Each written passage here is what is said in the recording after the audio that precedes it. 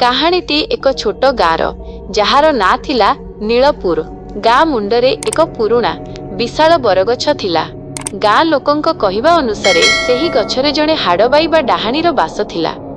ସୂର୍ଯ୍ୟ ବୁଡ଼ିଗଲା ପରେ ସେହି ବାଟ ଦେଇ କେହି ଯିବାକୁ ସାହସ କରୁନଥିଲେ।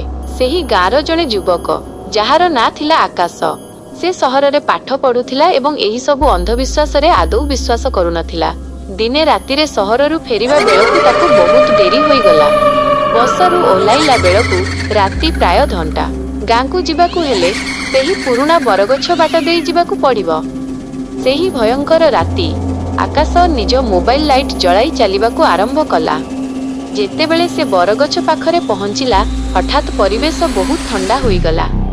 ଚାରିଆଡ଼େ ଶୂନଶାନ, କେବଳ ଝିଙ୍କାରୀର ଶବ୍ଦ ଶୁଭୁଥିଲା। ହଠାତ୍ ଆକାଶକୁ ଶୁଭିଲା କେହି ଜଣେ ଉଚ୍ଚ ସ୍ୱରରେ ହସୁଛି, ଖିଲି ଖିଲି ଖିଲି ଖିଲି। ଆକାଶ ଟିକେ ଡରିଗଲା, କିନ୍ତୁ ମନକୁ ଦୃଢ଼ କରି ଆଗକୁ ବଢ଼ିଲା। ସେ ଦେଖିଲା ଗଛ ଉପରୁ ଗୋଟିଏ ଲମ୍ବା ଧଳା ଶାଢ଼ୀ ପିନ୍ଧିଥିବା ସ୍ତ୍ରୀ ଲୋକଟିଏ ଓହଳିଛି।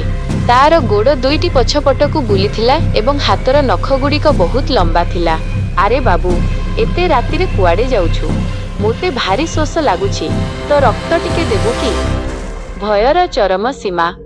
ଆକାଶ ଦୌଡ଼ିବାକୁ ଚେଷ୍ଟା କଲା, କିନ୍ତୁ ସେ ଦେଖିଲା ତାର ଗୋଡ଼ ଯେମିତି ମାଟିରେ ଜାକି ହୋଇଯାଇଛି। ସେହି ଡାହାଣୀଟି ଗଛରୁ ତଳକୁ ଓହ୍ଲାଇ ଆସିଲା। ତାର ଆଖି ଦୁଇଟି ନିଆଁ ଭଳି ଜଳୁଥିଲା। ସେ ଆକାଶର କାନ୍ଧରେ ହାତ ରଖିଲା।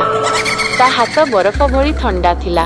ଆକାଶ ମନେ ପକାଇଲା ତା ଜେଜେମା କହୁଥିବା ଏକ କଥା, ଡାହାଣୀମାନେ ଲୁହାକୁ ଭୟ କରନ୍ତି। ତା ପକେଟରେ ଗୋଟିଏ ଛୋଟ ନେଲ୍ କଟର ଥିଲା। ସେ ତୁରନ୍ତ ତାହା ବାହାର କରି ଡାହାଣୀ ଆଡ଼କୁ ଦେଖାଇଲା। ଲୁହା ଦେଖିବା ମାତ୍ରେ ଡାହାଣୀଟି ଏକ ବିକଟାଳ ଚିତ୍କାର କଲା ଏବଂ ଧୂଆଁ ହୋଇ ଆକାଶରେ ମିଶିଗଲା। ଶେଷ କଥା, ଆକାଶ ପ୍ରାଣ ବିକଳରେ ଦୌଡ଼ି ଦୌଡ଼ି ଘରେ ପହଞ୍ଚିଲା। ତାକୁ ପ୍ରବଳ ଜ୍ୱର ହେଲା। ସେହି ଦିନଠାରୁ ସେ ଆଉ କେବେ ବି ରାତିରେ ଏକୁଟିଆ ସେହି ବାଟରେ ଯାଇନାହିଁ।